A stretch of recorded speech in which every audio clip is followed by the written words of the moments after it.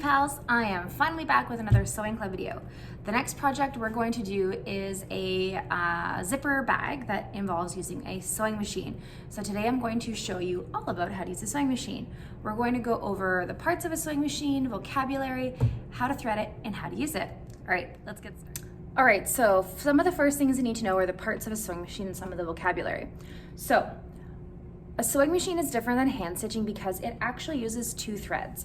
You have your regular spool of thread that goes on the top, and then you have another little one that goes in the bottom. And the way that a sewing machine works is one thread kind of goes up and down and the other one goes side to side underneath, and they kind of do these little loopy knots that makes everything really, really strong. You have on your sewing machine the stitch selector. All machines look different, but you'll have something that has like little zigzags or little pointed lines. This tells you what kind of stitches you're making. You're going to have some kind of a backstitch button to go back and forth to anchor your seams. Sometimes it's a little lever or a button. You have the needle, and this is called the presser foot, not to be confused with your actual foot. This presser foot actually presses down on the fabric so it holds it. Underneath there's little grooves that are called the feed dogs that move the fabric. Another important thing is the foot pedal. This is what you're going to press on to make your sewing machine go, and it's kind of like the gas in a car. The harder you press, the faster you go. When you open it up, inside you'll have this little doohickey here which holds the bobbin. So we're going to go over how to use the machine and how to thread it. All right, the first things we're going to do today don't even involve thread. First thing we're going to do is plug in our sewing machine. All right, I've plugged the other end of the cord into the outlet for electricity, and now I'm going to put this in here. The next thing I'm going to do is I'm going to turn it on, and you know that your machine is on when you have a little light here to help us. All right, so the next thing we're going to actually do is practice on paper without thread. What you're gonna do is make a little practice sheet for yourself. Just draw some straight lines with a ruler on a piece of paper with a couple of right angles. Those are the 90-degree angles. We're gonna use this to practice. I'm gonna take this piece of paper and I'm gonna pretend that it's like my fabric. And I'm gonna slide it under the presser foot here. And what I wanna do is line up where the needle goes with the black line. Then at the back, there's a little lever. I'm gonna put that down so that the black line is right underneath. The next thing I'm gonna do is take this knob and I'm gonna turn it towards me. That is what's gonna lower the needle. We always turn towards us because turning it backwards could mess up your machine. And now I've turned it and I've got my needle in the paper. Next thing I'm gonna do is take my pedal and I'm gonna put it on the ground and I'm gonna slowly press just so I can get a feel for how fast this goes. And what I'm gonna do is practice sewing straight on that black line. When you get to one of your corners or get close, you're gonna stop. And if you can't get too close when you put your foot on the pedal, you can use this wheel to get exactly where you wanna go. I'm right on the corner. Now we're gonna practice a pivot. You're gonna lift up your presser foot and turn your paper so it's going the right way now to go on that line. I'm gonna put it down and I'm gonna keep sewing. And you're gonna repeat this until you've practiced the whole sheet. Once you're done your practice sheet, I want you to take a look at it. You'll be able to tell how accurate you were by looking at where your holes are. If your holes are pretty close to that line all the way around, you're ready to move on to the next step. Okay, so once you've mastered pivots and straight lines, we're gonna work on curves. Again, you're gonna draw a shape with curves on a piece of paper. I drew a heart because I think it's fun.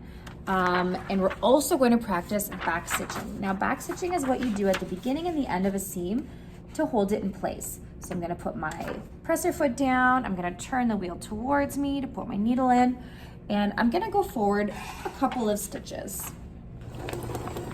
Now, when you're sewing by hand, you put a little knot in the beginning and the end of your seam, but we can't do that on the sewing machine. So we're going to go backwards a couple of stitches and then go forwards again. On this machine, I'm gonna press this button in. Other machines, there's a little lever that you push down. It might be a button if you've got a digital machine, but all machines will do this. I'm gonna press that all the way in and go backwards, and now I get to go forward.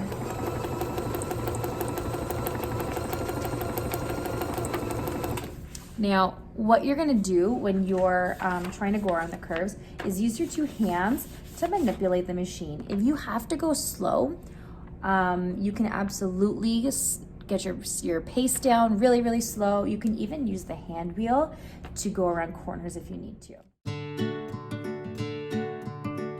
Now that you have mastered straight lines, pivots, curves, and backstitching, you are ready to thread your machine.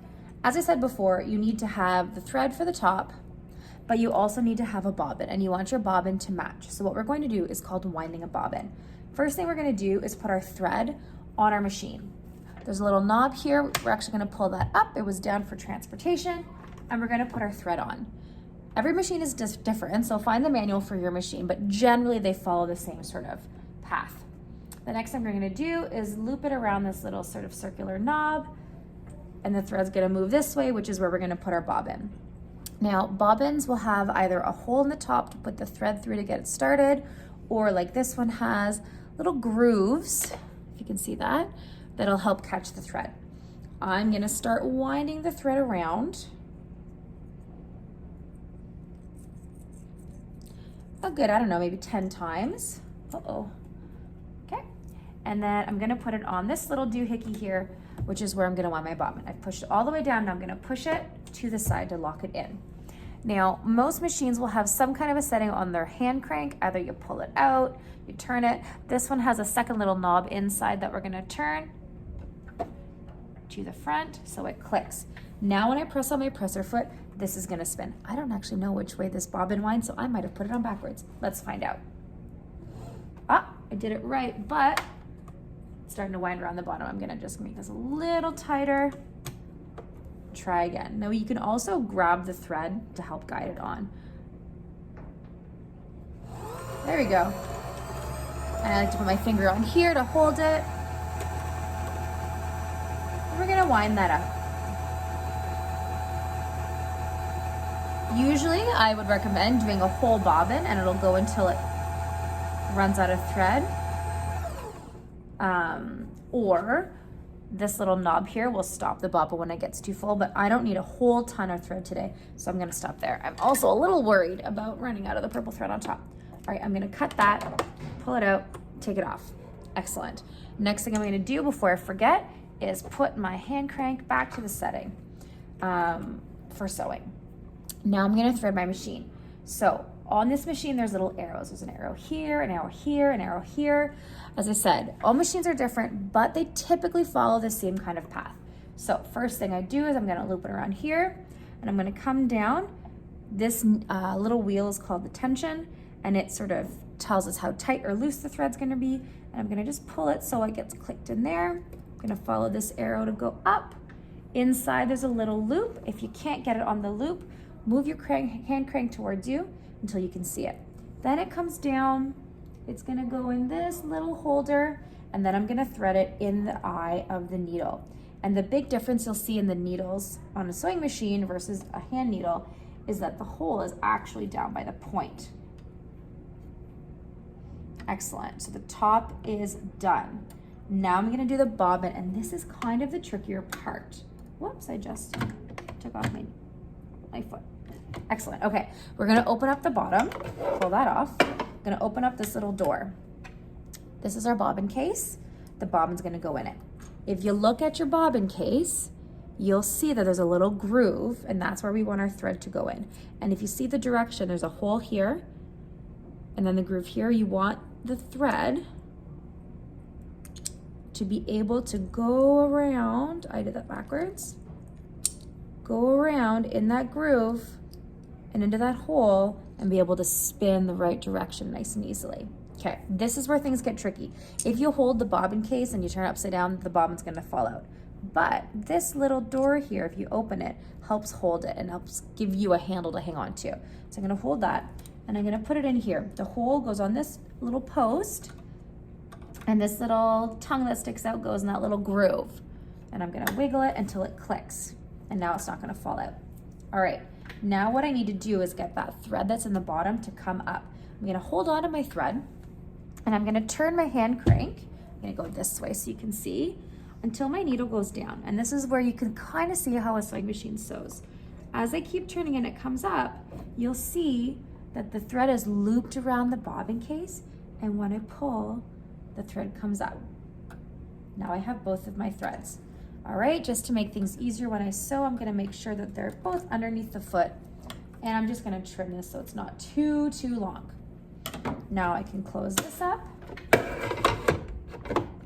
and I'm ready to sew. Hey friends, this is such a cool project, YouTube wouldn't let me do it in one video. Check out part 2.